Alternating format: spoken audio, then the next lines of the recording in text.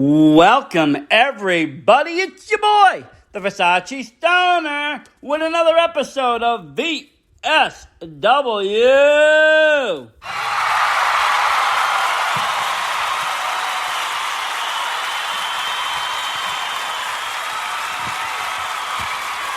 Thank you, everybody. It's your boy, the Versace Stoner, alongside with the Sable here, with a very special edition of VSW. You know, last night we heard from the Hall of Famer, or former Hall of Famer himself, Sidney Bacabella. He's going to be there at Abby Jane's 21st. Today, we're talking with somebody else that's going to be there. And rumor has it he's great shape. He does 800 sit-ups a day, 1,000 push-ups. I need to learn some lessons from him, Versace. Oh, for sure. He has some of the best training in the world. This guy, it's gonna be an amazing matchup, you know, at this party. Personally, I'm excited. I know you're excited. We're gonna be there. But I mean, what do you think of this? You know, what do you think of this matchup that they've had? You know, I'll tell you, you got Ultra Mantis and Hallow Wicked and Abby Jane. I saw the segment that led to it during an opening round camp lead for our tap team tournament, Versace. When her trainer, Travis Huckabee, came, it kind of set the stone for the Bacabella match, because not only did Huckabee come in, but you also had Big Dan Champion coming in, throwing up ass, trying to get Abby Jane to attack him. She refused and walked away, kind of traumatized her a little bit, you know? It is going to be something. I mean, like I said, we talked to Sidney last night. He was in a very serious mood about this match. There was no playing around. You heard what he had to say. You heard what he said about abs and where he trains and all about that. I watched him on social today. And here we go. Hello. How is it going? Welcome to the VSW. I am the Versace Stoner. Alongside with the Sable here. Hello. And we welcome you, Abs, to our show. You're probably the most fit person we've had on here ever. Yeah. Probably. Who knows? So, yeah, you know, we were just talking a little bit about this birthday coming up. Abby Jane's. Oh, yes. My dear friend Abby Jane. You know, and you're going to be managing that match. Yes. So how do you feel about that? You know, you got some tough competition ahead. I mean, I'm gonna be pretty blunt with you. You know, Dan Champion, Huckabee, Sidney Bacabella, they're monsters. Okay. Yeah, they are. No, I am not looking past them. I am not underestimating them. Travis is the one that broke my arm, so I'm not able to compete in this here said match. But I think Abby chose two pretty solid competitors, Chikara legends. So pretty much, pretty much that. Yes, you do have Chikara OGs in the game. And I mean, I was a big fan of what took place in the Chikara territories. But yeah, you have Ultra Mantis and Hallow Wicked. I mean, those are two big names in the game. And, you know, she picked them for a reason. I think, you know, they can stand up to, you know, Dan Champion and Huckabee. Yeah, plus I'm the only one outside of the whole Chikara thing, so all these guys have history with each other in some way. So I'm from the outside looking in. But they need someone out there to sort of keep an eye on a good old very good professional wrestler over there, because he's a sneaky devil. I don't know why he's managing, and he's put Sidney in there. Wherever Sidney grew a pair of balls to get in there in the ring is beyond me. But you know, we had Sidney come on the show last night, and we actually asked the same question. You know, apparently, outside of the ring, him and a very good professional wrestler are close friends. So he picked somebody that would be close, that he could trust. Of course. And that's why I'm there, too. I like to think Abby trusts me, and I'm out there with their best interests in mind. And you're a very trustworthy wrestler. Yes. You know, I have to say, you know, coming like you said, you're not from Chikara. Where did you gain your roots in wrestling? When did you start? I started in 2014 in Brooklyn, New York, with Johnny Rods. So I'm very much outside the Chikara circle. Okay, so you're out on that side. I recently saw you at the lab. That was cool. Yes. That was a fun time. Like I said, we're from right in like the Boston area, so like we love to now like expand into that Jersey, New York, Philly realm of wrestling because it's just different than what we have out here. It's different. It's hard to explain. You guys have a good scene, though. I would really love to break out in the New England scene. I'm looking to definitely do that. We do. We have a great scene, but I don't know. It's just something that's been very alluring to me. Especially with the whole Camp Leapfrog and even with the lab and just yes, they've got a lot of talent that we just don't get to see out here. I guess it is. Like some of the guys that I got to run into, like Rob Killjoy, you yourself, and there was some other people, that just come from across the country that I just don't get to see on a regular basis here on New England. Of course. And I don't know, if you know much about the VSW, but, last pandemic, and when the pandemic hit, it was a blow for everyone, Wrestlers, fans, podcasters, anybody in the business was at a dead halt. And without any, light at the end of the tunnel. And I saw people struggling. I saw friends struggling. I did my best to, help them out. I bought merch like there was no tomorrow. I probably spent way too much money on merch. I don't have no room for T-shirts anymore. But, I started to say, what else can I do? What else can I do? And I started to notice I was growing a little bit of a following on social media platforms. And I was like, you know what? Let me use this for some good. There's all this negativity in the whole world. People are down in WWE. They're fighting each other over what's happening on Wednesday nights. I'm going to focus on the indie scene. I'm going to start to bring names in, and I'm going to start to get those names out there so people can hear them, people can book them, people can get to know wrestlers that I get, that I get to see. And that's how it all started. And I thank you for it. You're doing a really good service here. Thank you. We like to think that. So you broke out, you said, around 2014. What got you into that? What made you say, I want to go wrestle. I want to fight. I was a very late starter, honestly. I didn't start watching wrestling till much later in life. But once I did, I'm under the belief that it doesn't matter what age you start watching whatever it is you like, or whatever it is you start wanting to do it. As long as you put all your passion into it, I don't think it matters what age you start doing it. So I started watching it in college. When I was 18. I was almost 18, 19. I was in my friend's dorm room. They put on Raw, and I just started watching it. I'm like, whoa. I always knew wrestling existed and all that. I did enjoy it, but I never really got huge into it until right then and there. Yeah. I come from, I started watching when I was a young little kid, and, WrestleMania 2, 3. And, right. I grew through all the eras of wrestling and all WWE and F had to offer. And, and then I took a break. I had to take a little bit of a break from watching it. I don't know, just, seeing your, childhood heroes kind of gone and just seeing, it's hard to adjust sometimes with anything in life. But, maybe 2012-ish, I started to watch wrestling again, and I started to, I was flicking through the channel one day, and I saw, similar to you, I saw Raw, and I was like, oh, this is kind of fun, and I got new names. It's been 10 years.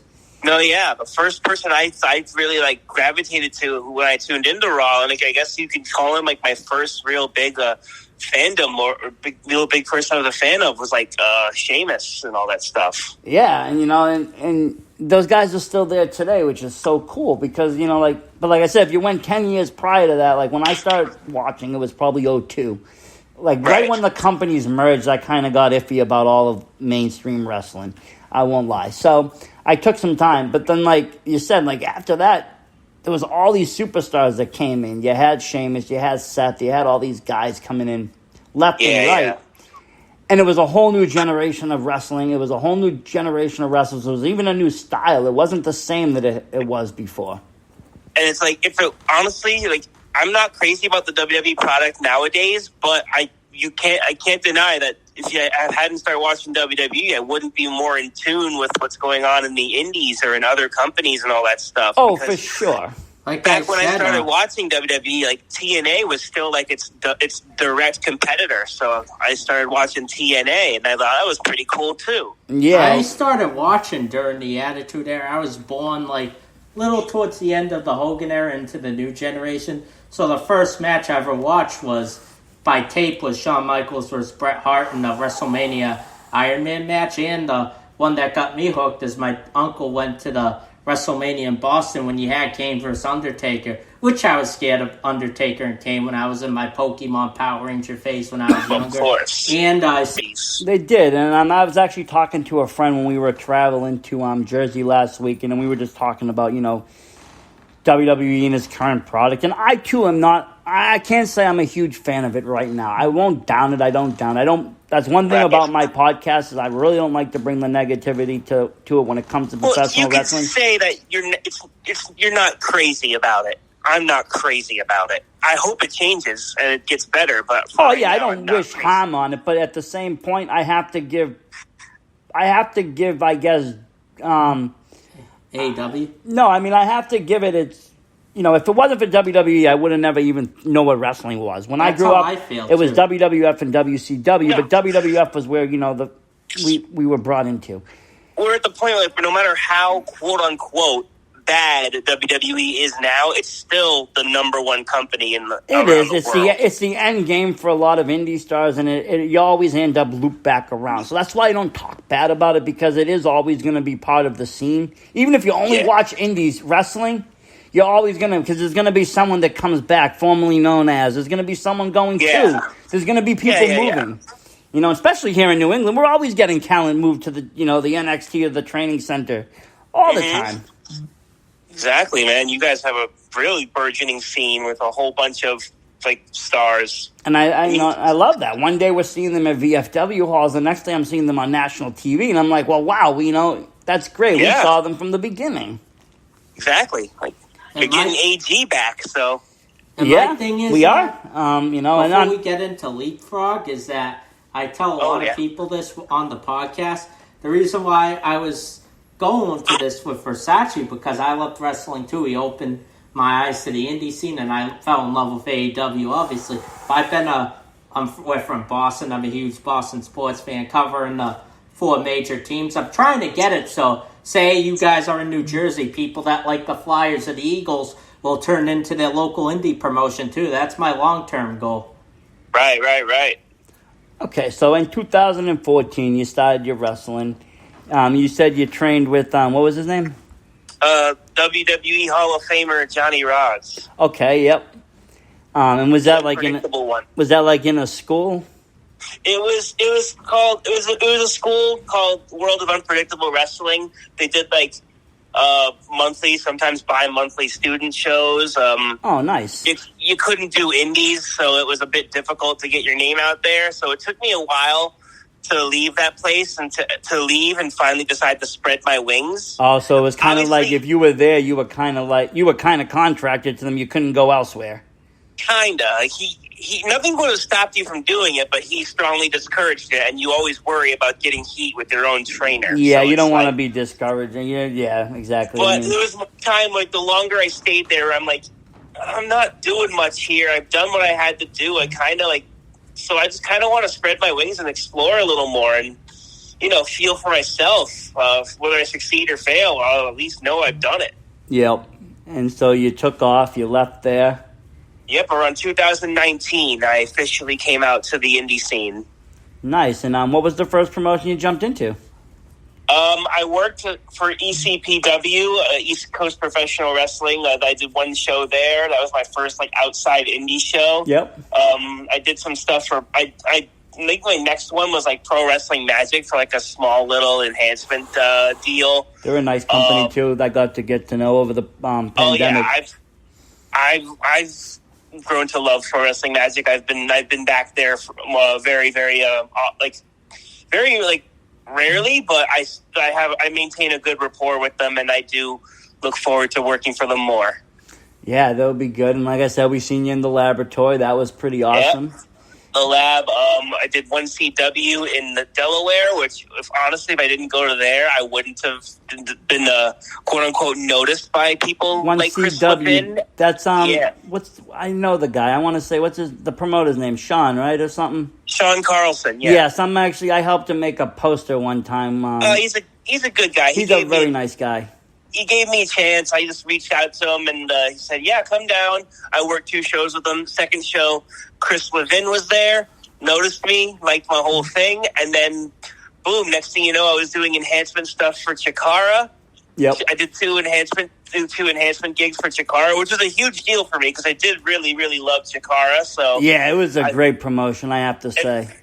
It felt like an honor to even just do all that stuff. I worked Blank and Razorhawk. Yep. And then from there, it sort of propelled me into Camp Leapfrog. Yeah, which is kind of like a little bit part of a spin-off, kind of. Of Chikara. You got a lot of the veterans, and you got a lot of new people, but it has that same kind of fun feeling. Exactly, and Leapfrog is such a blessing for a lot of those guys. It gave them a new home, but also for like people like me, it's given me sort of like. I'm not going to say I've become like a huge superstar, but it's definitely gotten my name out there a lot more than I've expected right now, slowly but surely, hopefully. Yeah. And it's opened a lot more doors for me, and I'm very grateful and happy to be a part of it. Yeah, I mean, we look forward to it. I'm going to say, I mean, I just started watching Camp Leapfrog maybe a couple months ago, around Killeen Vision, actually. Oh, man. And it was a good one to start watching. It was a great one to start watching. And then, of course, it's IWTV, so I'm always going to go back and watch everything I can possibly find, all in a weekend, binge. And, I just fell in love with the product because it is a little bit different than what we have out here, but it does bring that kind of Chikara funness, and it has just a whole different flair than what we're used to out here in New England. Yeah. And you are in the main event here, and that's going to be good. Unfortunately, you are suffered with that broken arm, but thank you, Travis Huckabee. But let me ask you this now: why your arm was vulnerable? There was one part of you that wasn't, and that's your abs. Oh yeah. Talk to us about that, because you have some of the most magnificent abs in the game. I'm very impressed with your training regimen too. Yeah, talk about your training regimen. Oh, okay. Well, it's literally just do 10,000 sit-ups per day. Punch yourself in the gut. Eat also 10,000 times a day. Then run into a brick wall at least 10 times with your gut sticking out, and then that's pretty much it. It's hardened up, and then you eat just a whole lot of protein. Stick to a low-carb type of diet, and then do nothing else except work on your abs. So I take it you give Ron Burgundy a run for his money on Anchorman with the curls. Oh, yeah. No, I don't know. Yeah. Now, let me ask you this. How about... No, okay, so that's a good regimen. You got the 10,000s, and then I'm pretty used... I used to be an amateur boxer and a boxer, so I know all about the tapping of the stomach. They used to hit me with wood. Yeah. So you do that, then you're running into the wall, but not head first, gut first, right? No, gut first. You stick it out and just run full speed at it. Yep. And about how long after you continuing to do this daily can you expect results? Oh, almost within the next week. Oh, wow. So, I mean... It's quick. It's pretty quick. And you've been doing this regimen for how long? Oh, I was born with these abs. I don't even have. I just do this to maintain it. I don't have to do anything. I've been born with this. So this you have to do is just your maintaining regimen to keep your abs in shape. Yes. Oh, okay. So that's pretty cool then. But it's kind of a lot that you have to do. I mean, if one day is slack and you could turn to flab. Yeah. Well, no. Just because I have abs, it doesn't mean I can still be chunky or skinny and all that. I could still be a bit, fat, but I still have my abs. I mean, I'm going to tell you, Sydney says you train at Camp Fat. Well, Sydney is a piece of shit. Not a lot of people seem to like Sydney in Camp Leapfrog. I don't really know. Has Sydney Bacabella is just the pure, the definition of what you would think of an old timer is. Just the worst parts of an old timer. Because, I mean, we do know him here in New England. He is around here in New England. He works some of the promotions. We see him at the merch tables. But we don't see him in the same light as the Leapfroggers do. They don't really like him too much. No, he's only shown his face at Leapfrog like once, luckily maybe even twice, and along with our quote-unquote champion, a very good professional wrestler, never shown their faces for a long period of time. I have been there since the beginning, and these guys are out there doing whatever it is they do, and they're supposed to be champion and his representative. Please. So he's kind of riding off his Chikara accolades. Yeah, for sure. I mean, over there, he was the management of fun at one point, even. Yeah, I guess. Yeah, something like that. I think they said. I read somewhere. There was all sorts of stuff. He had, the trio. He had, Max Smashmaster. And look, Sydney likes to say he carries his gun with him at all time. Yeah, we heard about that. Yeah. He's always said it. He carries his gun with him everywhere he goes. Well, he better hope that he aims for everywhere else but my abs, because he hits me in the abs. It's not going to work. I'm going to come after him. Actually, that could be a very dangerous situation for Sydney if he shoots at your abs, because it could ricochet him and actually hit him. For sure. I mean, or a stray bullet could go anywhere else. I mean, I don't recommend Sydney firing his firearm anywhere but a firing range, and even there is kind of skeptical. But if he's going to do it, definitely don't point it at the abs. That is for sure.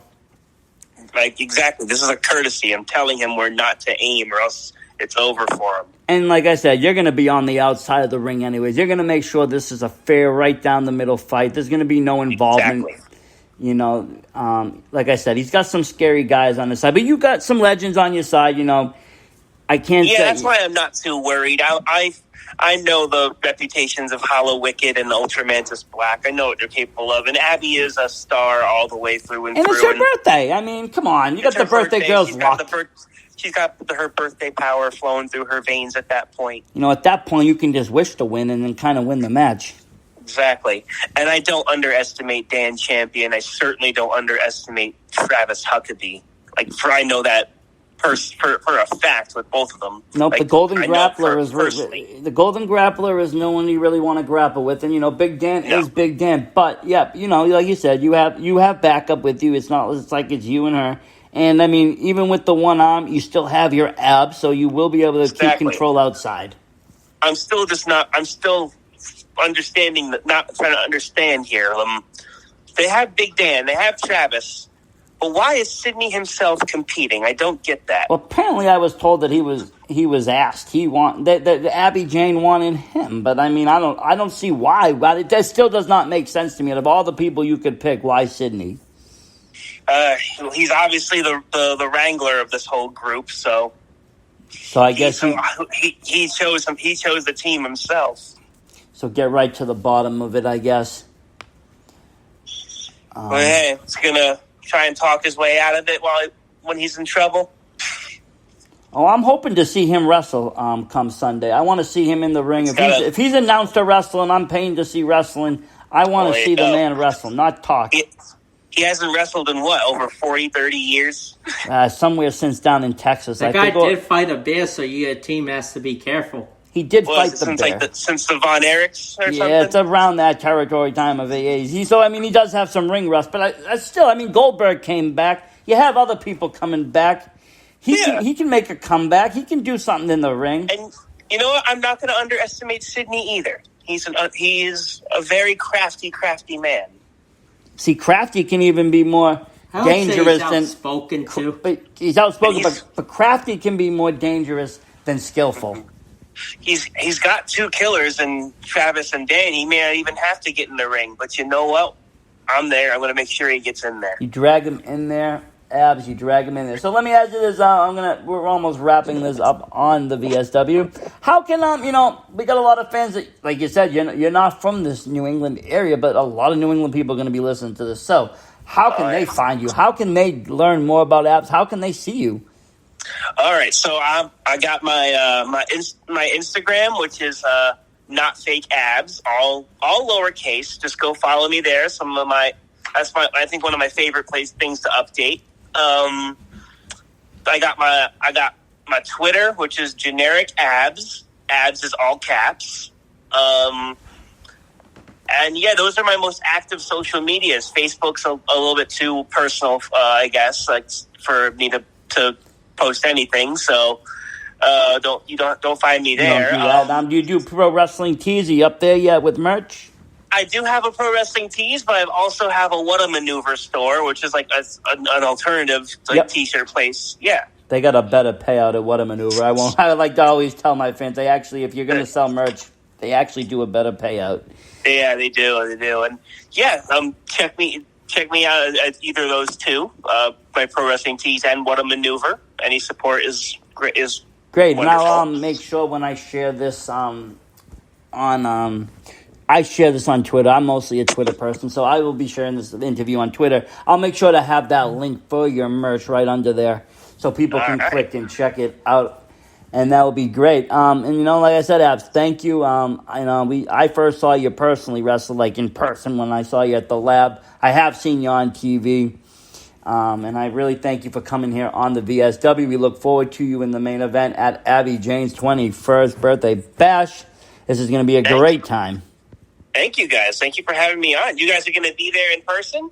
We should be there. Yes, we should. We will be coming down from Massachusetts. It's actually a doubleheader of a night. You got the IWTV 100 later on that day. There you go. Well, then I can't wait to meet you guys in person. And hopefully someone buys Abby Jane a beer for her 21st birthday. Mr. Bacabella's not going to do it. Nope. He's going to buy one for Big Dan, I'm sure. Yep. Okay. You have yourself a great night, Abs. Bye, Abs. Thank you. Thank you, guys. Take care. You too.